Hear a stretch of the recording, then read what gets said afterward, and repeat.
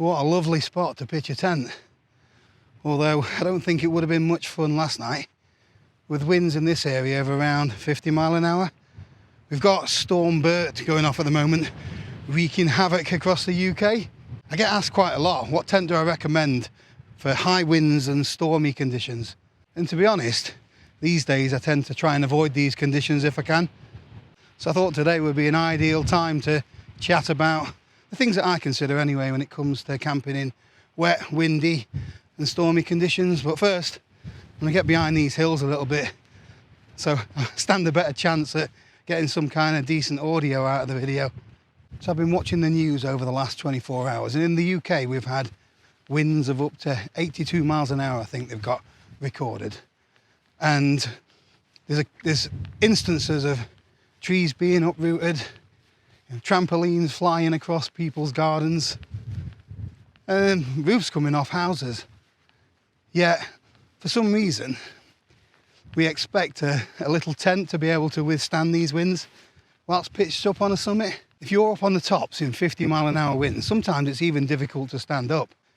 Yet sometimes I think going out camping in it is a good idea. And to be honest, it isn't the best idea, is it? You are much better off, waiting for another day. It's not a lot of fun camping in. Well, it can be quite exciting and it can be a challenge for yourself, but overall, it's much more fun to go camping when the weather's better.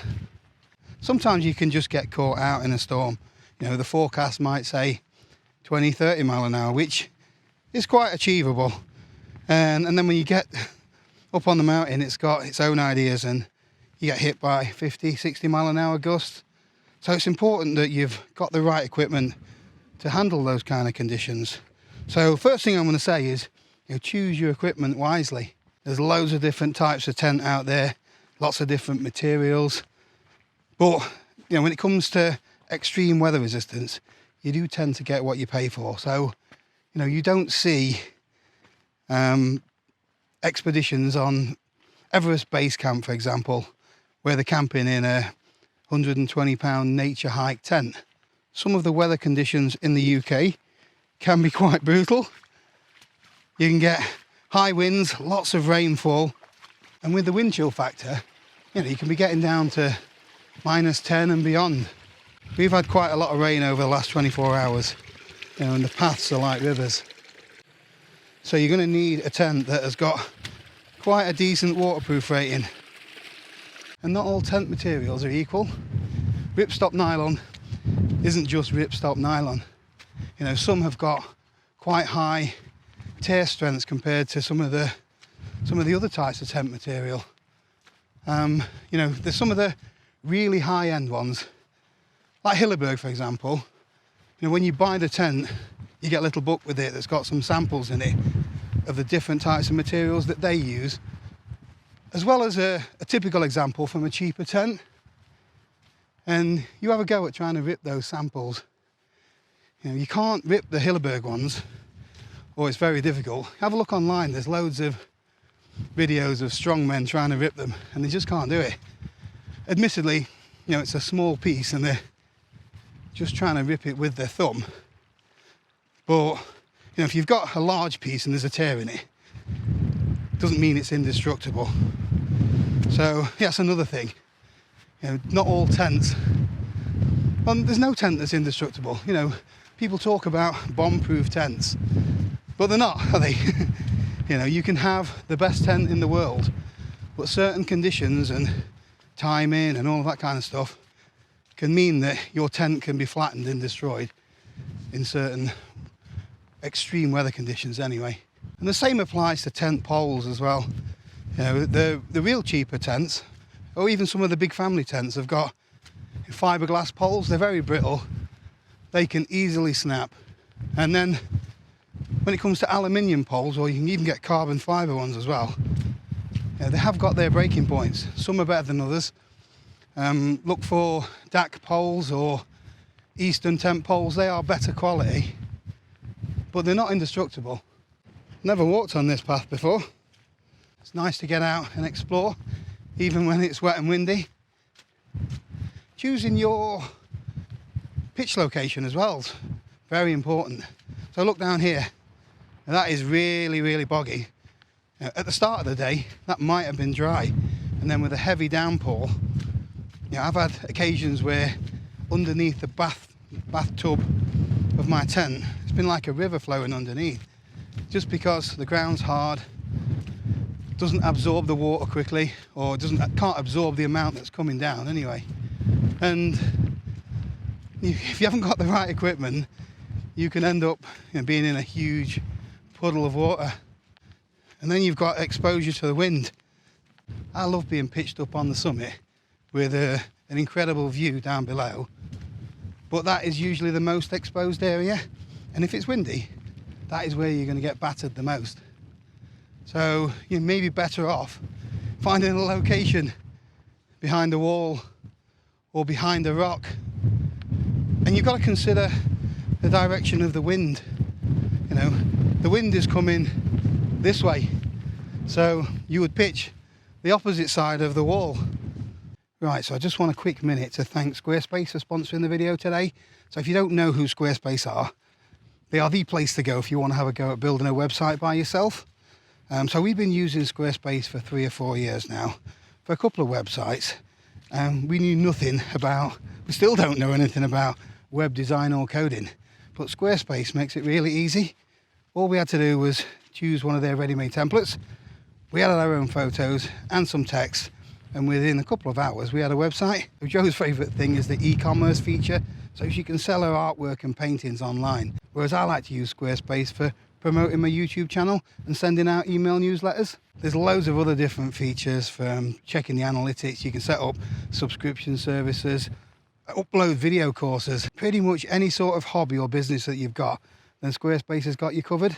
So if you fancy having a go at building a website, then click the link in the description below or head over to squarespace.com/Paul Messner. You'll get a totally free trial, and then when you're ready to go live, you'll get 10% off your first purchase of a website or a domain. Make sure to check the weather forecast in advance just to see which direction the wind is going to be blowing in. It might change throughout the night, as well as it might not be windy when you pitch up. Things to consider, such as which direction your door is opening. It's not ideal to have your door open and the wind blowing directly into it. Although some of the Hilleberg pitching videos suggest that you do that. I always have the back of the tent into the wind, or the narrow end of the tent into the wind. I don't want the wind blowing into my tent and trying to rip it off the ground like it's some kind of big sail. The type of tent peg that you use can be quite important as well.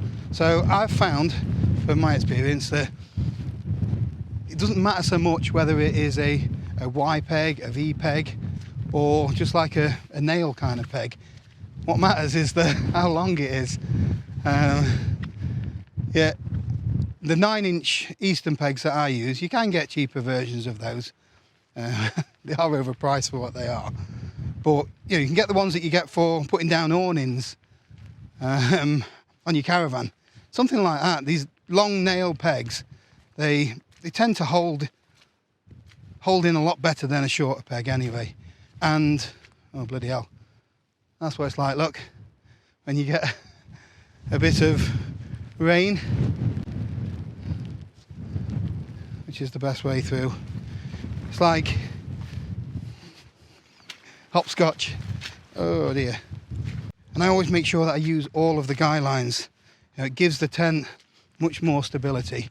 And something else that I've been doing wrong for all of my camping years is that, when you put the peg in the ground, I was always taught to put it in at around a 45-degree angle. And you actually get more stopping power if you put the peg straight down. It's something to do with how much, it's physics of how much ground you've got actually holding the peg in. I watched a video by Dave Canterbury, and he goes into a lot of detail about this, and experiments as well with it, using like see how much weight the actual peg will take. And he's forgotten more about the outdoors than I will ever know. Yeah, he admitted that he's been doing it wrong and teaching it wrong for all those years. I also take extra guy lines and tent pegs with me, so if it is really windy, doubling up on your tent pegs, so double pegging, which is where you put the first peg in to your guy line, and then the little loop on your peg, you peg that out as well. So you've got two pegs holding, so you've got one peg holding the other peg in, and it makes it much more robust. Once you've got everything pegged out, make sure that it's really well tensioned. Not over tensioned, because you don't want to put too much pressure on things, but when things start flapping, that's when things come loose. So if you've got a loose guy line, that will start your tent flapping a little bit, and it will sort of pull on the peg to the point where it sort of rattles its way out. So throughout your camping evening, go out and recheck, because sil nylon especially if it gets a little bit wet, it goes a little bit saggy and slack, so you need to retension things up a little bit. It isn't very nice today, is it? Right, let's go and find a bit of shelter. Camera gear's getting wet. Just dropping behind this little hill means conditions are much calmer. So this is deeper already. And that's just after 5 minutes of rain. So it goes to show that conditions can change very quickly, whether it is by the amount of water that you've got or how much protection you've got. If you're behind something like a hill, a rock or a wall. So let's say you do choose to go camping in a storm, or you might just get caught out in one. It's a good idea to have some kind of backup plan and be prepared to bail, because things do go wrong. Tents do fail, gear does fail. So, know you've got some sort of escape route. So I've been caught out in storms quite a few times, and there's been 2 occasions where lightning has been quite a serious concern. First time, it was coming down in all directions, and it was an easy get out, so we packed up and bailed. But the second time, I was stuck in the middle of the cairngorms, and there was no safe route off the mountain. We were actually in a lower part between 2 big summits, and we'd have had to go over the tops just to get back to the car. So we had to ride it out, and it wasn't nice at all. But as part of my backup plan, if the weather is really bad, I tend to have my gear ready to go. I don't have everything spread out. Some things are just packed away. If I need to get off pretty sharpish, all I've got to do is pack away my sleeping bag and my sleeping pad most of the time, with a few other little things that are already bagged up. But some people said to me, why do I often sleep in my clothes ready to go? And that's the reason really, is if I need to get off the hill pretty sharpish, whether I'm in a place where I shouldn't really be and I might get asked to move on, or if the weather's going to be bad and you need to get away sharpish. So also when I'm camping in high winds or stormy conditions, tend not to get a lot of sleep. It's really noisy. The tents are flapping about all over the place. You're worried a little bit that you're on edge in case something breaks. So I do take earplugs with me, which does help me sleep, but sometimes when it's really bad, I don't put them in, because I've had an occasion before where I've had earplugs in, and I didn't hear the tent door blow open in the middle of the night. So sometimes the zips can come loose, and the door opened, and next morning, I closed it during the night, but next morning my cook pot was missing. So I had to go 50 yards down the fell top just to try and recover my pot, which I did. But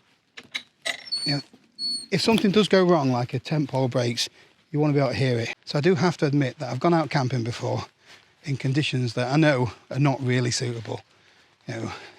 Testing myself a little bit, and that is quite exciting. But when you're testing the limit of things, tents for example, sometimes that limit is exceeded, and that's the point when you've got a problem. That's the problem with storm camping, when something breaks and then you've just got to get out of that situation. Camping in harsh conditions can be really exciting, but like I said, you're testing things sometimes to breaking point, and that can cause you problems. That's why I think it's really important to have good quality gear. Just go and have a quick search on YouTube for wild camp fail or I had to bail, that kind of thing. There's loads out there, I'm not saying it's always from cheaper equipment, but very often it is. And when you have to bail, sometimes you've got to get out of there in dangerous conditions. You know, as I said earlier, trying to stand up in 50-mile-an-hour winds can be difficult sometimes. You put that together with slippery rocks, and put that with sharp edges, steep descents, and even darkness. You know, you can be in for quite a tough trip back to your car. And then you've got the expense. You know, you just trashed your brand new tent. As daft as it seems, you can pay 80, 100 pounds plus for a set of tent poles. You're the one that's got to decide if it's really worth it.